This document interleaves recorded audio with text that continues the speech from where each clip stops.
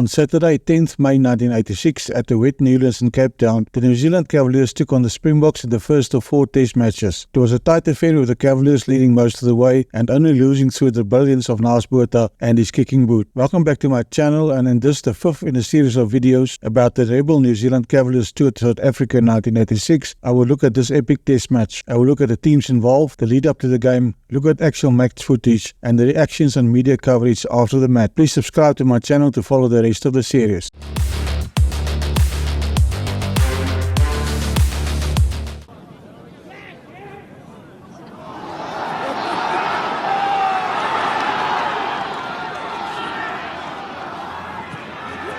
The New Zealand Cavaliers preferred Grant Fox over Wayne Smith at fly-off, and veteran Andy Hayden captained the team, with Frank Shelford preferred over Jock Hobbs.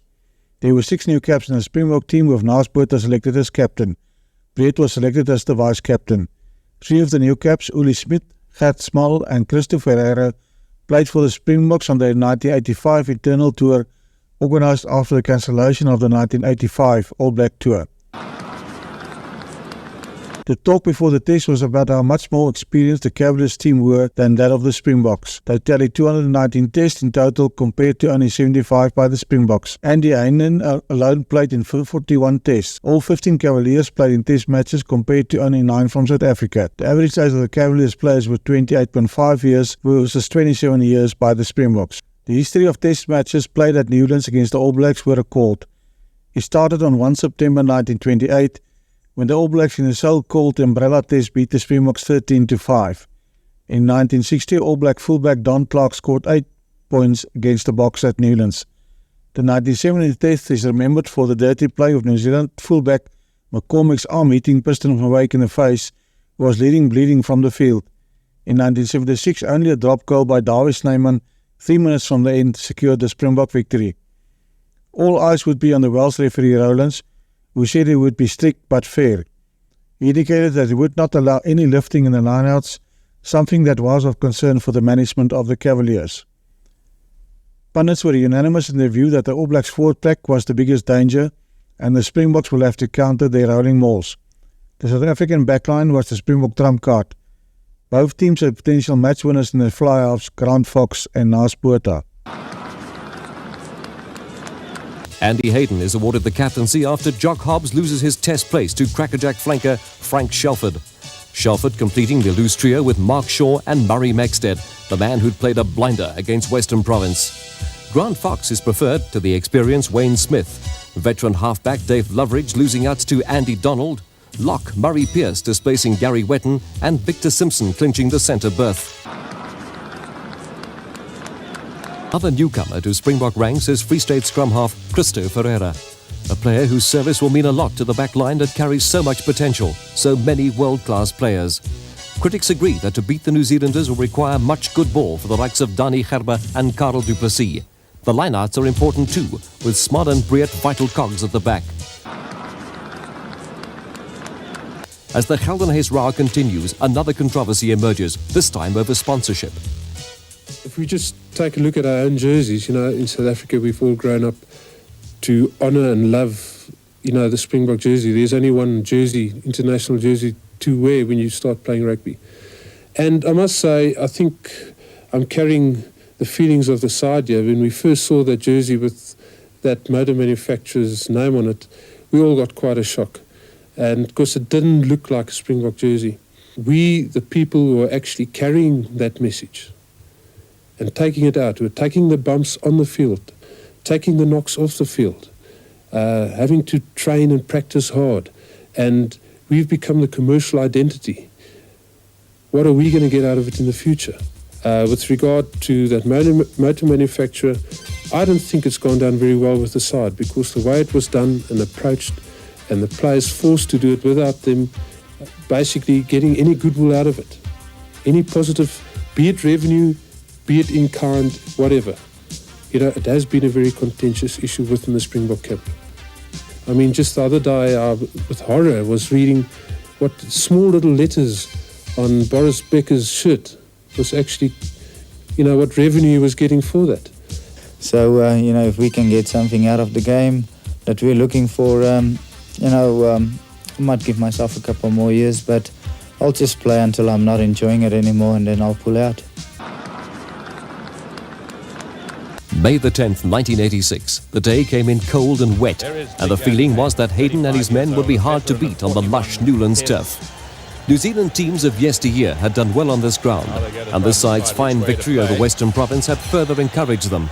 They also had a distinct edge in experience, boasting more than 200 test caps to the Springboks 78. Springbok hopes rested as always on the kicking form of their new captain Naas Botha. There was great interest as to how he would carry the mantle of international skipper, key playmaker and potential match winner. But to have a chance, the Springboks would have to control the forward exchanges. Referee says, are you ready? There we go. Kieran Crowley, it was a kicked off. Under it, Louis Moorman tapped it back there to Christopher Fervor. And straight into touch.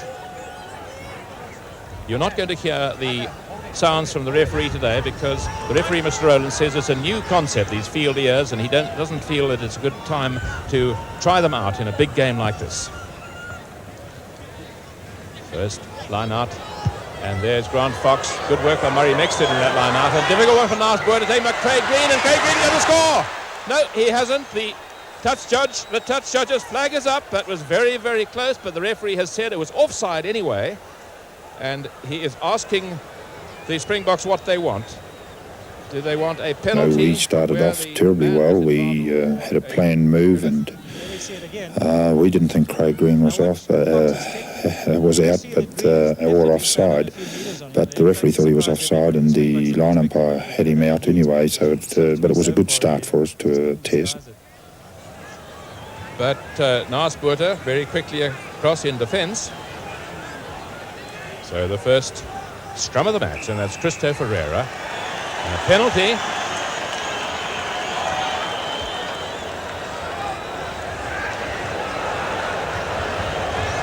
And Naas Botha, it's quite interesting, Naas Botha taking a place kick. He did that so often in New Zealand in 1981 because he does get more accuracy, and we've had a lot of rain overnight.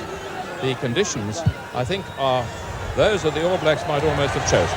Heavy underfoot, it's very long grass, and I've just had a note passed at what Ken Rowland said in his typical Welsh accent. He said before wearing those field ears, I'll have to clear up my language first. I'm sure he didn't mean that because he is a very fine referee, but it is quite an experiment having those field ears, as they call them. Penalty there for fringing, as they call it, coming around in the wrong side of the ruck there, following the lineup. Grant Fox to take it.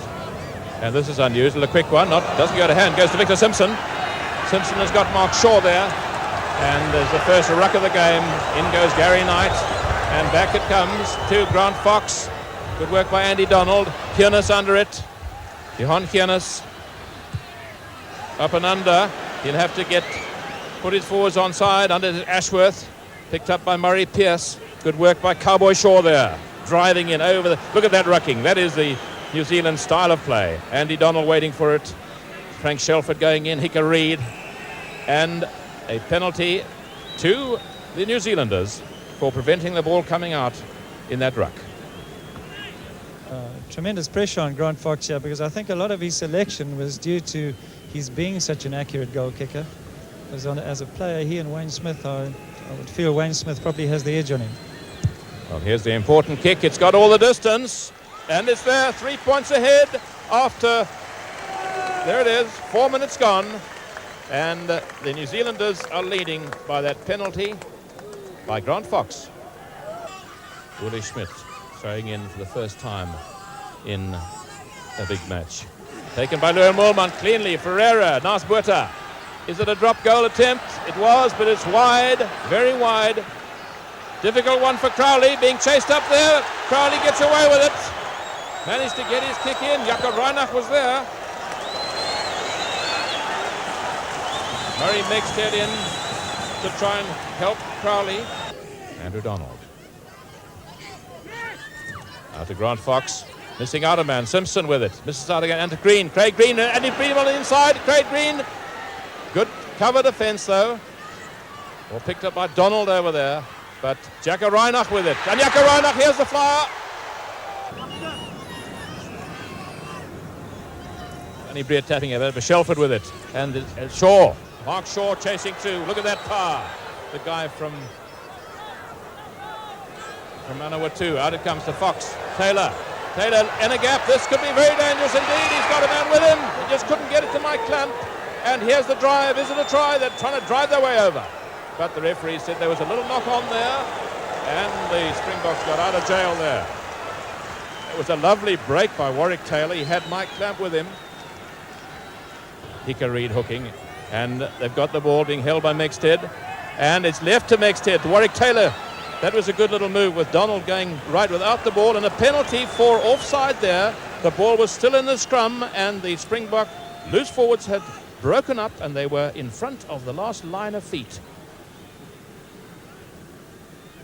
Well, this is rather like a half-meter putt. They're so easy, but you can miss them. Concentration. No mistake there. 6 points to 0. New Zealand is leading.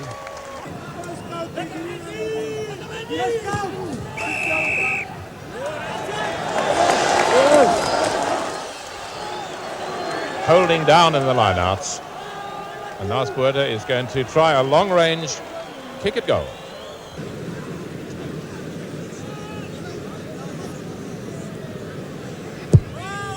Well, he's pushed it, and it's short as well. Grant Fox under it. Grant Fox dodging a man, dodging Reinach. And ball kicked by Mike Clamp, by Green rather. And Kiernes with it. And Kiernes' kick charged on by Craig Green. In goes Flippy van der Merwe, and a penalty, I think. What will the referee say? Yeah, coming into the wrong side of the scrum. Penalty against Flippy van der Merwe there.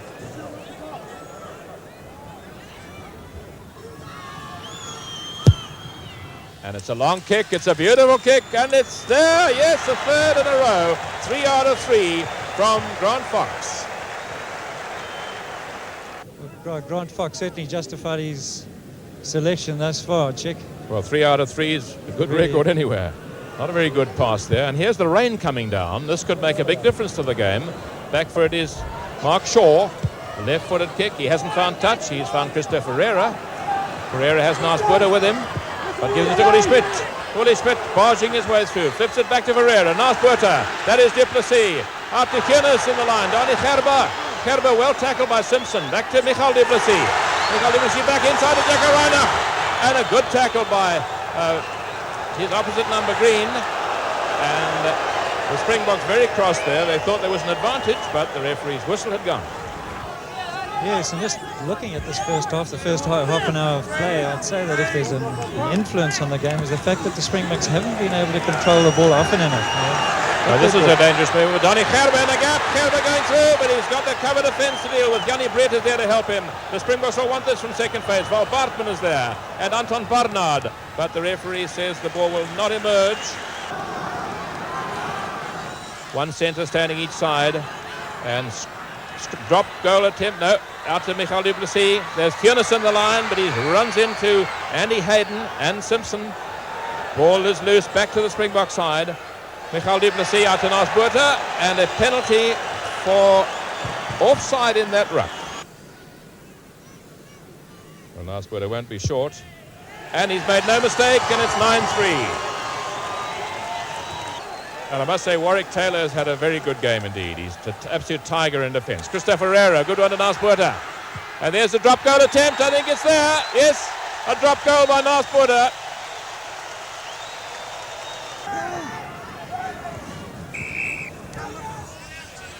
The penalty for obstruction again. I think it's good that the referee is very strict on the lineouts.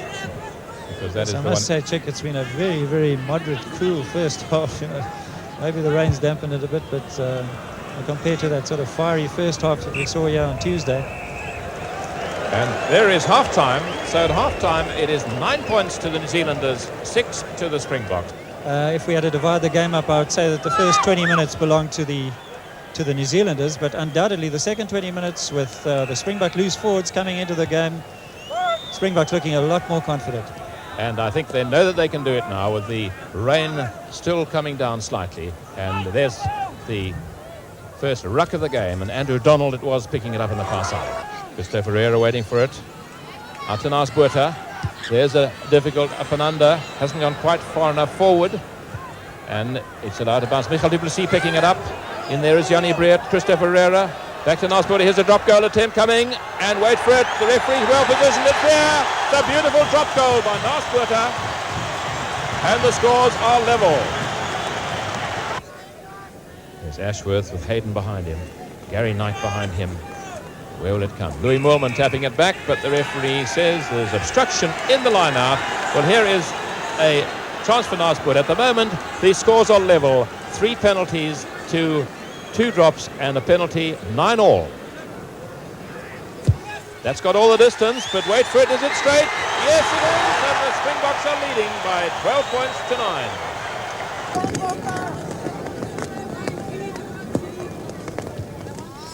Andrew Donald, another up and under. This will test Hughes. It's a difficult one. He gets man and ball at the same time. Jock Hobbs is up very quickly. Craig Green is in there too. And here's the drive. Here's the rolling maul. Can the Springboks stop it? Flippy van der Merwe is in there trying to use his bulk and his size and his weight. And the referee says that ball is dead. And it's the Springboks to put it in. Christopher Ferreira tripping there and caught in possession. Now this is very dangerous indeed. It's right on the Springbok line, and it was a knock forward. It was nice who knocked on. Will they try a pushover scrum? Pushover try. There's the shove. They're holding it, and is offside. Offside. Bang in front of the post, and this will be an absolute gift penalty. The Springbok backs were well behind the last line of feet. They should actually have been behind their own try line, and they were not. Here it is again. You see Christopher Ferreira, I thought he was completely, palpably offside, but the referee has decided that if that infringement had not taken place, a try would probably have resulted. So it's a penalty try, which something one doesn't often see in test matches, and that means that the New Zealanders are in the lead by 15 points to 12. It was converted by Grant Fox. There's the rain coming down. What a pity to get rain on such a pretty face. Gary Knight. But penalty for obstruction in the line out. And here's another opportunity for Nasbuerta. 15 metres in from touch. And that's a good one. It's all the way. And the scores are level. Yes, well, I think this is a time when territorial advantage is important. Because if you're on the attack, it means the other side can't get a penalty over through the post. Saltberger under it. Helped by Anton Barnard and Flippy van der Merwe. And Christopher Ferreira calling for it. He says thank you. Back to Nasbuerta, being chased by Andrew Donald and Andy Hayden. Has he found touch? No, he's found Craig Green. And Green hoists it into the air. There's the up and under. Green putting his men on side. And under it was Michael du Plessis. But the referee has said that the New Zealanders were in that 10-metre area. They did not retire. They were within 10 metres of the man catching the ball. Nasbuerta with a penalty. And this, a bit of bad luck there. For Kieran Crowley, he slipped and the greasy ball went out of his hands and into touch to put the Springboks right on the attack. You can hear the crowd in the background shouting, encouraging the Springboks. Nasbuerta with it. And there's the kick for the corner, being chased by Coral du Plessis. Crowley and du Plessis, who'll get there first? They both die for it, and who's got it? It's a try to Coral du Plessis in the corner. A very good kick for the corner by Nasbuerta.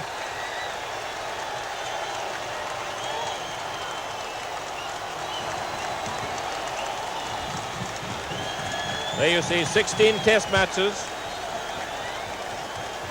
There he is. A very good line-out ball. And Christopher Ferreira, Nas actually battles to control this. I have a feeling that he was looking for the drop and then realised he couldn't because he was covered and just popped it into the corner. And I think Clamp was also expecting the drop. But watch Coral du Plessis outpace Clamp here. Way ahead and gets to it first. Way ahead of Kieran Crowley.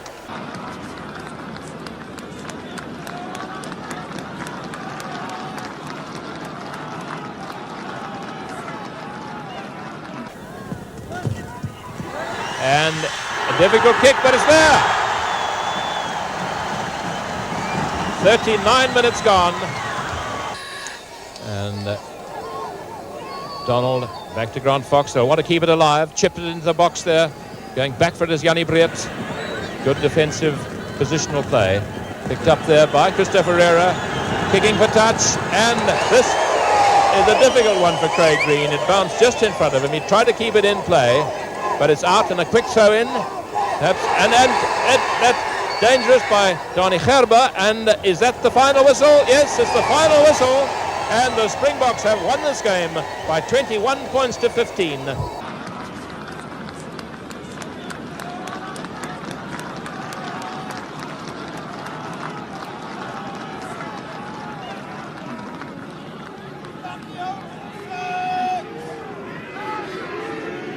Yes, everyone, I think, thought that the conditions were favouring us, but in actual fact, we didn't like them at all. Even though we play under them a lot and we're used to them, we don't like that. We don't like playing in the wet. And on the day, I would concede that the South Africans played the better wet weather football. And whether you get the ball floating around, it becomes difficult to handle. They handled it extremely well. They picked up the loose ball, they cleared it better than we did, and generally played better than we did in wet conditions. As the game wore on, in particular, as it got wetter and wetter, they played better and better, and they kept pressurising us, and that pressure always tells in the end, and that try right at the end was sheer pressure, and that was the winning of the game. With time fast running out, the Boks needed a miracle. They got it for sure through some slick play from Moolman, Botha and Du Plessis. It was one of those classic tries that dreams are made of. Botha's kick showing rare genius. Well, the try was only scored a matter of half a metre away from the corner flag. But still, I think a very well executed kick, there's no doubt about that. Following the Springbok victory, the media wrote that it made a mockery of the upcoming 1987 World Cup in that no team could rightly claim to be the world champions with South Africa not participating. The Cavaliers could not force their pattern of play on the test largely because of Naas Botha. He scored 17 points in his first test as captain. It was however not a one-man victory, as the Springbok pack played well and stopped the Cavaliers' rolling mauls most of the time. South Africa won the Lions 18-11 thanks to Moolman, Burger and Breed, and surprised by winning the battle for the loose ball 17-11. The Cavaliers were however in the match until the end and can't be written off for the rest of the series. They looked more dangerous in attack and also controlled the wet ball better. For them, Craig Green, Warwick Taylor, Garrick Knight, Mark Shaw, Murray Mexted and Jock Hobbs, who replaced Frank Shelford after an injury, impressed. For the Springboks, Johan Jennis, Karl Du Plessis, Naas Botha, Uli Smit, Louis Moolman, Gert Smal and Jannie Breed played well. Both teams expressed their satisfaction with the way Ken Rowlands handled the match, and the Springboks had no issues with the penalty try awarded against them after Christopher Ferreira played the ball from an offside position at an All Black scrum. Next week I will look at the match between the Cavaliers and Natal, a game marked by many fisticuffs between the teams. If you enjoyed this video, please hit that like button and also subscribe to my channel. Moenie die stryd van die reuse misloop nie. Die opwinding van internasionale rugby word aan u gebied deur geel bladsye.